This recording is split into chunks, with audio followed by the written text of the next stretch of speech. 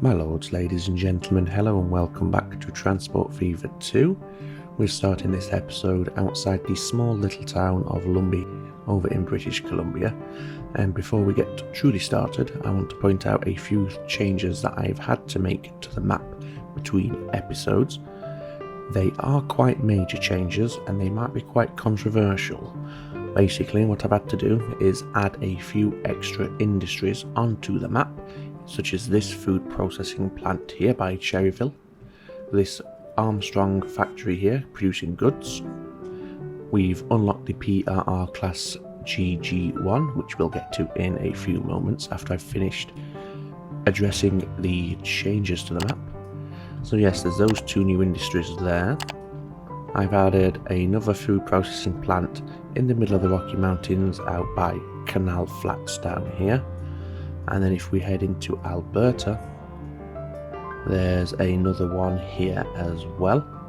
Now the reason that I've done this is quite simple. There was only a small handful of food processing plants on the map by default. Now if we go to our primary food processing plant, which is this one here at Northwest Calgary, we can see it's at level 8, so that's been affected by a mod. So it's already at maximum throughput and production, and we are still not able to fully satisfy the demand in just the local towns that we are supplying. So for example, if we then wanted to try and start supplying Priddis and Okotoks and Longview, not Okotoks, I must correct myself, Okotoks, I was corrected in the comments, I thank you for that, and I believe Okotoks is the correct pronunciation, so I do appreciate the heads up there on that one, thank you very much. But yes, and towns like Nanton and Vulcan as well, we'd really struggle to meet those towns' demands and they just wouldn't be satisfied at all. So I made a bit of an executive decision to add a few extra industries onto the map, and we'll take it from there. I've tried to avoid making it too easy, but I don't want that artificial layer of difficulty. In fact, it's not about the difficulty anyway, it's more about the process than the difficulty of this game, if you ask me. We're not playing on hard mode or anything, so yeah, that's my justification for that. I'm hopeful that you can understand and be supportive of the decision to add a few extra industries on, and we can always in fact add a few more on down the line if we feel it is warranted. So let's get started. We were over by Lumbee. What I'd like to do today is finally connect up to CHERRYVILLE, which would be the last town in British Columbia I think that needs connecting. No, it wouldn't. We need Salmon Arm as well, and we don't have any passenger services in Sorrento, so, and also Seymour Arm, again no passenger services up here, so it wouldn't be the last town at all. And I'm not entirely sure where the division between Alberta and British Columbia lies, so for example some of these towns here may be classed as British Columbia, but that's by the by. As you can see, CHERRYVILLE is very remote. It has nothing going for it at the moment, and I think, as I said, it's probably a decent time to rectify that situation. We do have the British Columbia line here, which at the moment ends quite abruptly in Lumbee, but we do have a pass-through station, so it won't be too much of a challenge to extend the line through to CHERRYVILLE. And I think what we'll do, we'll terminate that shuttle service there, because that will then be hitting about 6 towns, I think, maybe even 7 or 8. CHERRYVILLE, Lumbee, Vernon, Armstrong, Enderby and Sycamus. So yes, what would that be? 1, 2, 3, 4, 5, yes, 6 towns. Any more than that and I think we're going to start struggling with fulfilling passenger demand. But what we then will do, after we've connected into CHERRYVILLE, is we'll start a new service that probably runs into the Rocky Mountains here, and I've got my eye on the towns of Shelter and Galena Bay, Nakusp, Fauquier, New Denver, And even further afield we have towns such as Argenta, Calso, Fairmont, Canal Flats and so forth. So let's get started with that today. Oh, speaking of Canal Flats and Fairmont, another commenter did raise the possibility of having a waterborne service down here, hauling some. They focused on the coal, which was a very good observation. It's something I didn't even consider at the time, and it would have saved a lot of expense with all this track laying down here. But given that we now have this food processing plant here just on the other side of this mountain range by Canal Flats, it's not beyond the realms of possibility that we can supply some of these towns and these industries via a primary waterborne service with then road or rail connections onwards to their final destination. So that's something I would like to explore. Shipborne transport isn't something we've done a lot of in this series, and it has been sadly overlooked. Now let's get started then with Scatterbrain moment again. We unlock the PRR class GG1. I think it's probably high time we look at that, and I'm going to suggest that the ideal train for that locomotive would be one of our Rocky Mountain rail trains. Is this one of them here? Indeed it is. Here comes, I was going to say the Peter Ray because of the colour, but it's not. It's train 127. So naming rights are up for grabs here. If anyone is interested or has any suggestions, let me know down below. So let's go ahead and manage these vehicles. Yes, we now have 4 trains running, but I've left this one intentionally with a default name. So if anybody would like to suggest a name for this one, go ahead, let me know, and we'll see what we can do. If I get more than one suggestion, there's nothing wrong with adding more than one or another train onto the line. It is a very, very busy line, and that's why I added this 4th train to try and keep up with demand, although I still don't think it's enough. But enough about that. We were looking at the new locomotive, which is the PRR class GG1. So it's increased top speed, 99 miles per hour.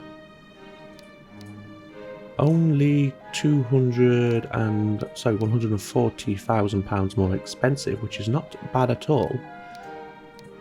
Not as much tractive effort, but it is a little bit lighter, and it does have more power.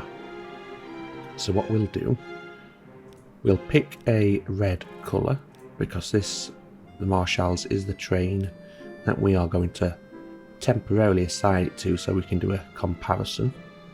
So let's have a look here. So the acceleration isn't quite there compared to the MILW. Obviously that's a result of the lower tractive effort. However, it does reach higher speeds. As we can see on high gradients, the MILW tops out at 70 miles an hour in 4 minutes, whereas the PRR takes 5 minutes to hit 78 miles per hour. And obviously its overall top speed is also increased up to 99 miles per hour. So I think, even though they might not reach those speeds, just for the potential increased top speed, we shall go ahead and swap the locomotives out for this newly unlocked train, the PRR. So let's just do that now. Going back to train 127 here, if you do have any naming suggestions, as I said, let me know. And at the same time, if you could think of any nice fitting colour schemes, again, let me know. Obviously the Alejandra had the colour scheme made bespoke for her, so it's more than doable. But there we go, there's a PRR class GG1. A nice little upgrade, even if it does lose some of its acceleration. The other change I did off camera is I've upgraded the aircraft to the Douglas DC-2s, I believe they are, as we can see here. That's just a cosmetic upgrade. Well, obviously it also increases the speed of the aircraft, but yes, that isn't a major gameplay upgrade, shall we say. But for now, let's return to Lumby, and as discussed, we'll double up this station size That gives us the opportunity to then run a new service out into the Rocky Mountains as discussed a few moments ago. So let's go ahead and do that. Let's put the platform roof in position as well. And it's not needed, but we will put the underground access points in as well, like that. So there we go. Now what we can do is, rather than having the tracks merge together just before the station, we'll join them in directly, and then we can, in fact, do we need... No, we don't. And I tell a lie, it's not Lumbee what's going to be the start of the new passenger service into the Rocky Mountains, it's Cherryville. But we'll have this double platformed anyway, because then we can have an inbound and an outbound platform. And I do believe we are not going to need slip switches here, because they will turn around at Cherryville. So I think we can leave this as is, like that. And then we want to have a few signals here just to help marshal the traffic in and out of the station. Like so. Now let's go ahead and have a look at Cherryville and decide where we want to put the station for Cherryville. As we can see, the terrain is pretty dire out here, but we do have this relatively flat valley running off that direction. The problem with that is we are not going to be able to angle our station in such a... Oh, in fact, could we? Yes, we could, but it will take a bit of demolition work in Cherryville. So if we demolish that, what we can have then is a passenger station, 2 tracks. In fact, no, I'm going to go for 3 tracks, and we'll increase the length just a touch, and then we can angle this in that rough direction there. Perhaps set it a bit further back, just like that. And then we have the natural direction out into the Rocky Mountains to connect towards Nakusp and Fauquier. And we can also then just bring this track around up this way and swing it in. And that should work quite nicely. So now let's return to the tracks. And what we'll do first of all is just get them all connected in together like so. 50 miles an hour is ideal. And then we need to start bending around towards Lumbee. In fact, we probably need to bend a little bit tighter than that, so this is going to be rather slow. So what I'll do is I'll decrease the length. That way the trains aren't running at slow speed for any longer than they really have to. We'll see if we can get in a diamond on this corner. We should be able to, and indeed we can. There we go, so that's all the platforms taken care of. And now we should, in theory, be able to just connect this in like so, and it should look pretty good. Yes, indeed it does. It's a shame we don't just have a continuous tunnel here, but it is what it is. At least it gives our tracks a bit of daylight on their way over to Cherryville. Our tracks, our trains I should say. There we go. So at the moment our trains are a little bit unhappy because they can't turn around to return in the opposite direction. But once we add this station into the mix, that will change. And in fact, if we do that now, just to verify, so let's manage this line. So after Lumbee, head to Cherryville, and yes, as we see, the warning message has now disappeared, and they've assigned themselves as the opposite platforms, so there's no cross-contamination, so to speak, of the passengers and which direction they're headed. So that's all looking pretty good. The next thing we need to do is obviously get this connected to the network as well. And I think we'll have a large street here with the bus lane. That way we can separate our private and public transport vehicles, and they shouldn't trip over one another outside of our station building. How does that look? It's not too bad. And we'll run that parallel just a touch. And then can we connect it in here nicely, or is it going to be a little bit awkward? Let's have a look. Oh no, it doesn't look too bad. Yeah, that's quite nice. And then we'll do something similar on this side, but we'll curve it around almost instantly. And I'm aiming for this stretch of road here.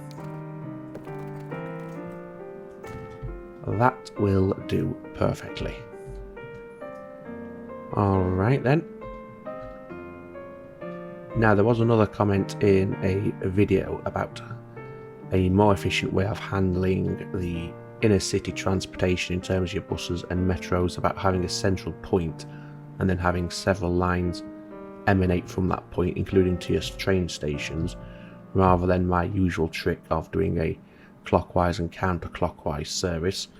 They're absolutely right, it does run better, and you get more profits doing it that way. The reason I hadn't been doing it that way is because the clockwise counterclockwise option is just quick and easy. However, because the comment was made, I think it's only right that we do something along those lines here in Cherryville. What I'd also like to do is get rid of this mountain that's in the middle of town. It's going to cost us a lot of money to do this, but so be it. It just looks a little bizarre. Plus the AI doesn't do a good job of building on or around slopes. Everything becomes very angular, and it always reminds me of SimCity 2000, for those of you old enough to remember that. But yes, so as discussed, we will do a slightly different approach to our inner city transport here in Cherryville, and we'll put in a central station. I'm just trying to find a nice location for this, and with the train, that's not proving easy. I think, oh my day, that's pretty dire, isn't it? Pretty diabolical, that. But I think this is the best place we can do it, so we're going to have to get rid of all of this. There's no point really smoothing this out, but I'm doing it anyway, because it's all going to go pear-shaped once this station is placed down and connected.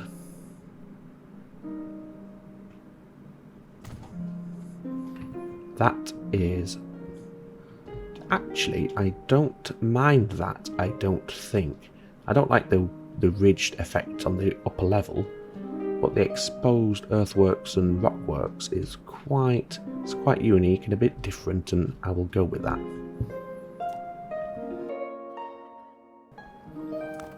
It's probably an idea to upgrade this road as well.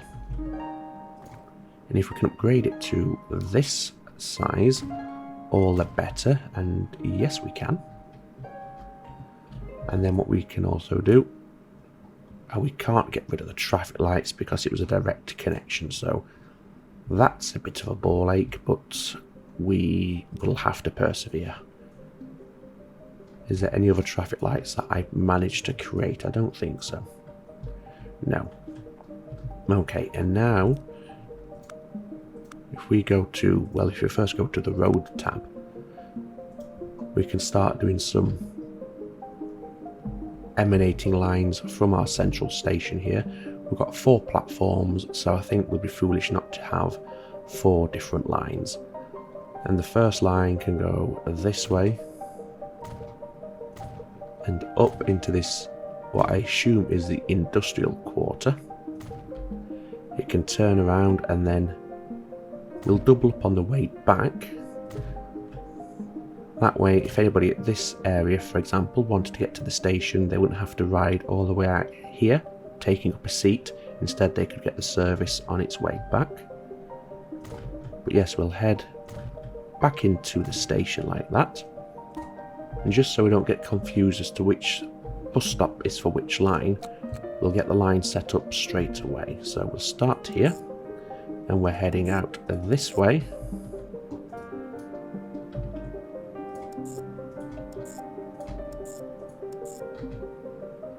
I probably didn't need 2 stations there, thinking back on it, but never mind. And then we head back in to our central collection point. Here at Cherryville Halt, I'm going to put you on platform 4, like that. So that's one of the lines. Let's give it a quick name. And this is Cherryville 01. Now let's get some bus stops down for a second line, and they can share this, they can share this, and this one will head out this way to the commercial section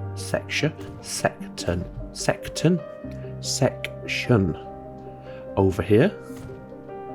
That was an interesting attempt to, you know, speak. There we go.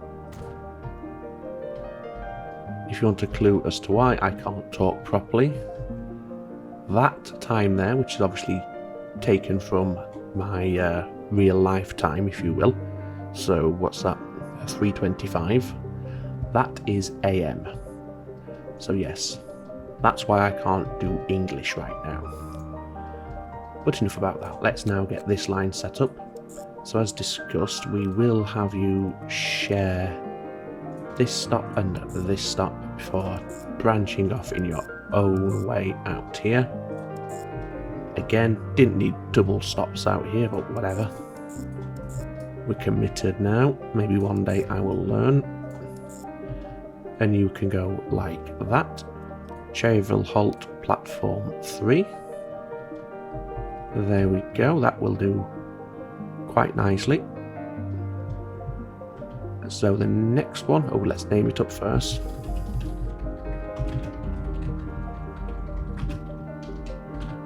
Bus service Cherryville 02. Moving on, this one will be for the station, and this will head down this way, and obviously doubled up this way, and then out to there. And what we'll also quickly put in here is a sort of turning loop for the buses, if we can get one in nicely.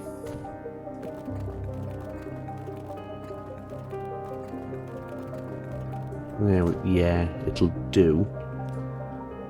And that should hopefully encourage our buses to head this way after dropping off, turn around, and then head back. And in fact, just to ensure that they do that, if we put a waypoint on there like that, we can marshal them through. And in fact, what I'm going to do, I'm going to delete that stop on that side of the road and instead have it here. That way the passengers don't have to cross the road to get to and from the bus station. And then you're coming back that way, and into this central exchange. So again, new line. We've had blue, we've had green, so you can be a yellow. Yes, that's exactly what I wanted you to do, so that's excellent. And then back in like that. It's going to be a bit crowded with buses coming in and out of here, but it is what it is. We can live with that.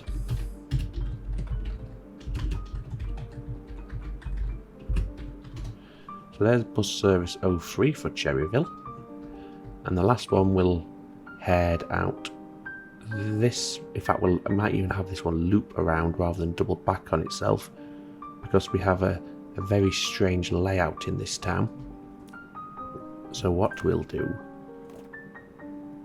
is we can upgrade this road here and this road here. We may as well do that one there as well, although it's not necessary. We'll also do that one. And then we want to connect this to this one. Obviously a few traffic lights have now been produced, so let's just get rid of those. Like that. And then, as discussed, this bus is going to head out this... No, we'll head it this way, along here, down, and then back into the station. And I'll explain the reason why in a moment. So you can share there, you can share that, you can share that, and then you're coming this way. This stop here is largely superfluous for now, and then head back in like that. Let's set this up. Blue, green, yellow. I say we go for red this time. And you're coming this way, sharing these stations here. Can't click that one there, but now I can. And then heading out and around. And the reason I sent it this way round is so then it's heading back into the station from this direction, so not all of our services are all heading in from the right hand side. However, I don't want you to share platform at Cherryville Halt, so you jump onto platform 1 please. That's better. And this is our 4th bus service for Cherryville.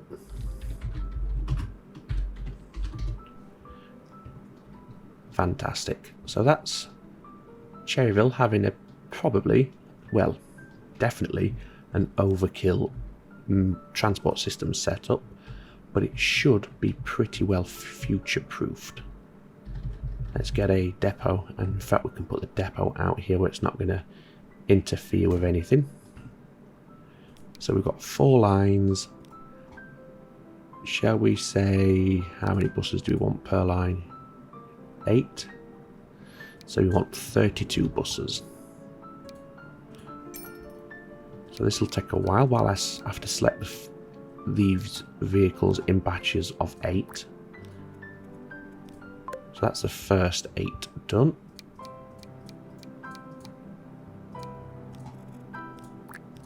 That's the second 8.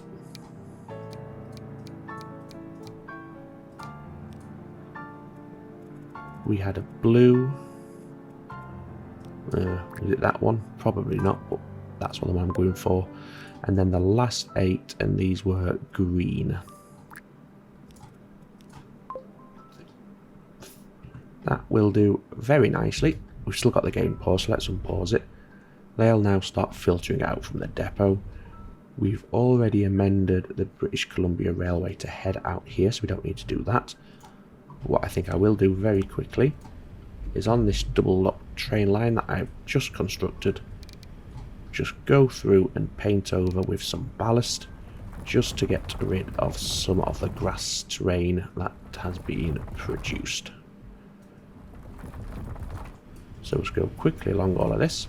I usually do this off camera, but I'll do it here now, just while we give the new line time to get up and running and things to start taking effect. And then we can see what sort of effect it is going to have in terms of passenger generation. And hopefully some initial growth out here at Cherryville. Anyway, we did a bit more down here that I've not yet painted over, so quickly go over this.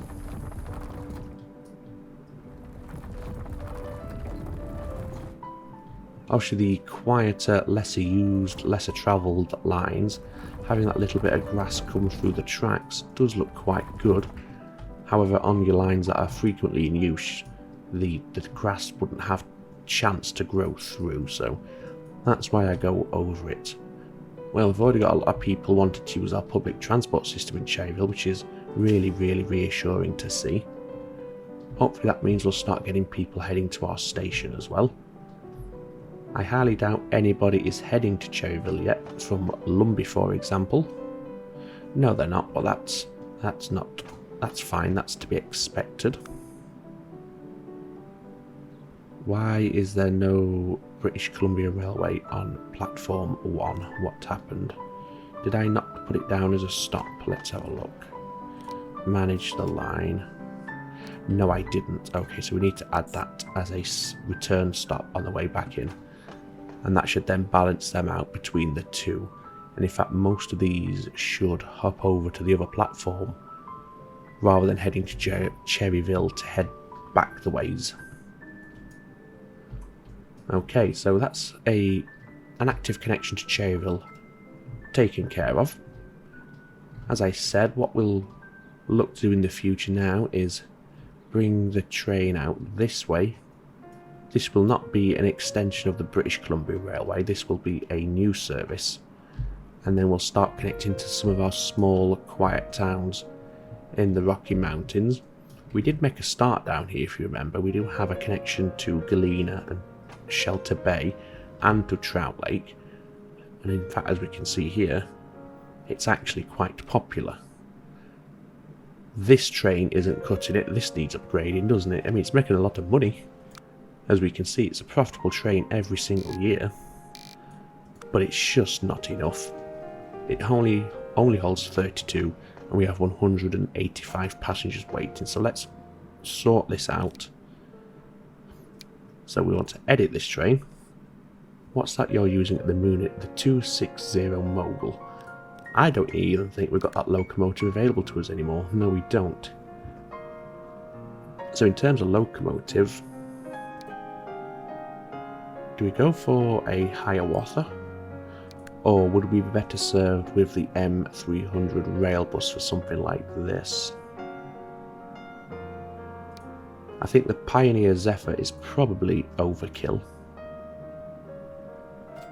But I think if we have the M300, we can have maybe 5 or 6 of them out here. And that should be able to handle, over time, the amount of people currently waiting. Let's do that.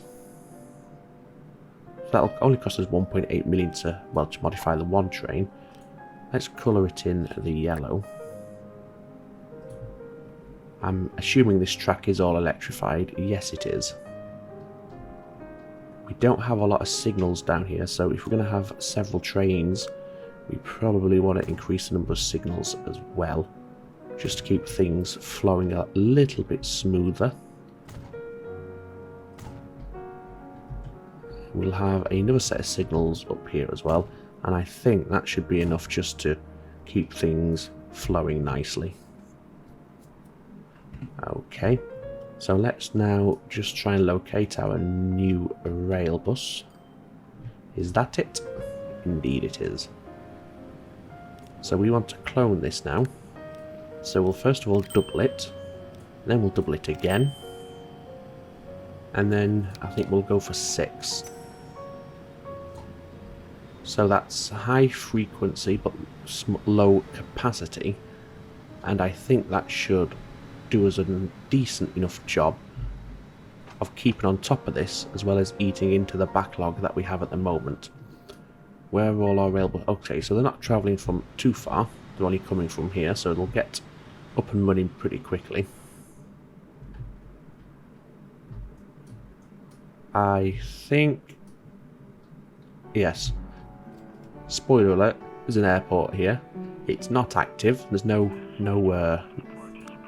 assigned to the terminals, nor is there any active connection in terms of infrastructure. This is something we're going to be tackling in the not too distant future. I was just having to play about for a decent location for this airport, and once I found it I forgot to delete it, so that's why that's there. Don't panic, you've not missed anything too exciting. Let's just have a quick look how our service to Trout Lake is handling things. Well, it's keeping up, as we can see. Here we don't have too many passengers waiting to be taken onto the onward journey. Likewise up here. However, the train could do with being modernised, I think, so let's do that. So we'll keep it cheap and cheerful, so we'll swap it for the 10-wheeler.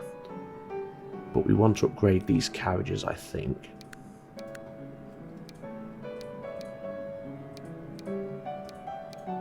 I think we'll just go for the 6-axle passenger car. There's no point going overkill with those. Yes, we'll go for that. How is that in terms of speed? That's not too bad. Let's do that. And we'll just quickly colour it as well. I mean, we have seen the 10-wheeler before, but we'll have another look at it. At the moment, that's looking quite vintage compared to some of our fleet. I remember the heady days when this was cutting-edge technology. Now it looks quite quaint and antiquated. There is another line we have out here that might need upgrading, and that is the line up to Mica. Yeah, it's an old train. It is keeping up, as we can see. We don't have overcrowding or waiting, but we will, again, just tweak it somewhat. 50, 48, 26. Yeah, it's a little slower on the medium and the high gradients, but that's fine. So let's modify you, and you're this sort of like pastel blue sort of colour. There you go, so that's you modernised as well. Speaking of modernisation, one change I have made off camera, I've installed a new line between Bragg Creek and Priddis. The idea being to eat into some of this backlog here. And it has done that, which is nice. But as we can see here, a lot of people who are heading to Bragg Creek on the Alberta Regional Railway, they could head out on the Intercity Shuttle. They are not, I don't know why. But hey ho. And all the Alberta Regional Railway trains are now running the Pioneer Zephyrs as well. I've monitored them. They don't really hit their top speeds, but it takes them quite a while to get there. But I think they look quite nice, and they're doing a job. They are losing money. I think they're actually losing quite a bit of money if we look here. Actually, no, they're doing better than I remember. That's good. That's really good. Okay. So I think we'll end the episode here today. For the next episode, I think it's gonna... We don't have any signals down here. Let's do that first, shall we? I started it and then got sidetracked and stopped. Idiot. Let's put the signals in and then we'll say farewell. Yes. But looking forward into the next episode, I think we'll continue, or we'll lay in the new line into the Rocky Mountains. And then some of these new industries I felt obliged to install onto the map. We can look at getting some of those connected and activated as well, and that should just take some of the strain off our existing network as well. So I hope you've enjoyed this episode. As I mentioned before with our Rocky Mountain Railway, if you have any name suggestions for the new train, or you want to name any train for that matter, just leave them in the comments below and I'll see what I can do.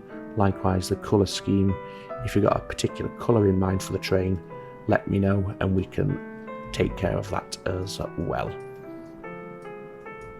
But for now, all that remains for me to say is, as always, you take very good care of yourselves.